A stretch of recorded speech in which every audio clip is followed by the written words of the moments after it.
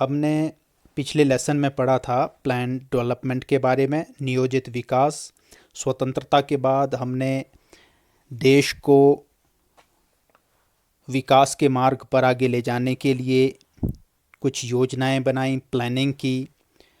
और जो योजनाएं बनाई वो बनाई थी योजना आयोग ने, प्लानिंग कमीशन ने।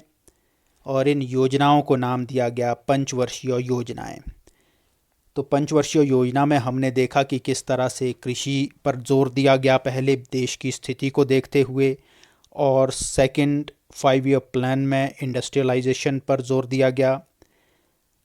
अब हमने ज़रूरी चीज़ ये देखनी है कि स्वतंत्रता के बाद आर्थिक विकास के हमारे गोल्स क्या थे, विशेषताएं क्या थी।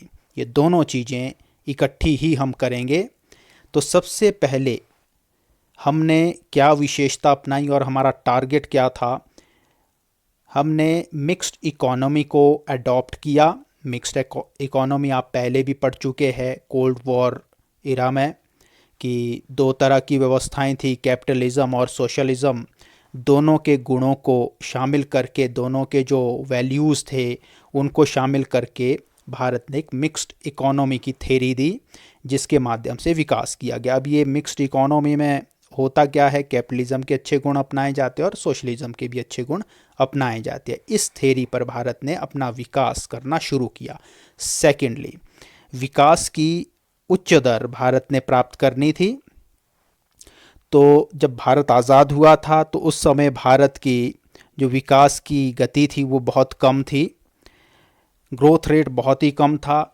विकास की गति कम कैसे होती है, जब देश में अनएम्प्लॉयमेंट होता है, प्रति व्यक्ति आय बहुत कम होती है। भारत में प्रति व्यक्ति आय बहुत कम थी, राष्ट्रीय आय बहुत कम थी।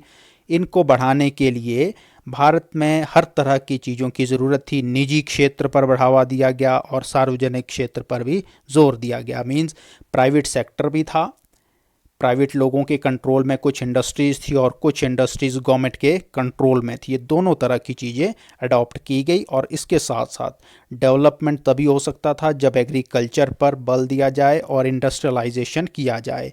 जो अनएम्प्लॉयमेंट है उसको इंडस्ट्रीज स्थापित करके अनएम्प्लॉयमेंट को दूर किया जा सकता था।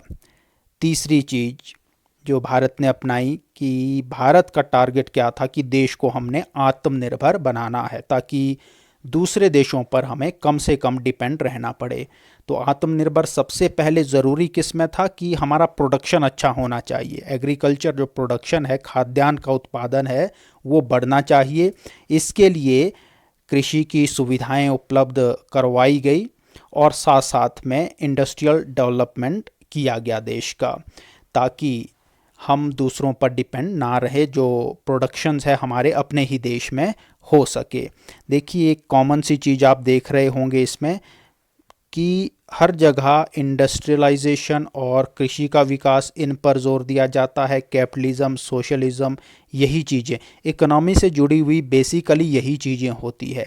और चौथी बात है फिर कृषि पर जोर दिया भारत में। क्यों जोर दिया कृषि पर? क्योंकि 80% जो है कृषि पर निर्भरता थी हमारी। तो जोर कैसे दिया कि एग्रीकल्चर फैसिलिटीज़ प्रोवाइड की गई जो हमारे फार्मर्स थे। फैसिलिटीज़ कौन सी होती है? इरिगेशन की फैसिलिटी दी गई, उनको अच्छे पेस्टिसाइड्स दिए गए, कीटनाशक दिए गए उनको, और भी बहुत सारी जैसे हाई यील्डिंग वैरायटीज़ दी गई, अच्छी गुणवत्ता के जो बीज है वो उपलब्ध करवाए गए। इन सब से हमारा टारगेट था कि हम देश का आर्थिक विकास तेज़ गति से कर सके। तो ये सारी चीज़ें चल रही थी। उसी दौरान क्या हुआ, आपने देखा कि पहली और दूसरी पंचवर्षीय योजना और तीसरी पंचवर्षीय योजना हमने पढ़ी थी, तीनों में सफलता हमें मिली थी। लेकिन चौथी जब पंचवर्षीय योजना चल रही थी तो देश में अकाल पड़ गया, ड्रॉट पड़ गया था, सूखा पड़ गया था, जिससे चौथी पंचवर्षीय योजना का हमें स्थगन करना पड़ा था, उसको सस्पेंड करना पड़ा था। मीन्स कैंसल ही एक तरह से कर दिया गया था, कैंसल तो नहीं कहेंगे, सस्पेंड किया गया था, कुछ समय के लिए टाला गया था। ये हुआ था 1960s में, 65 के अराउंड ज़्यादा हुआ था।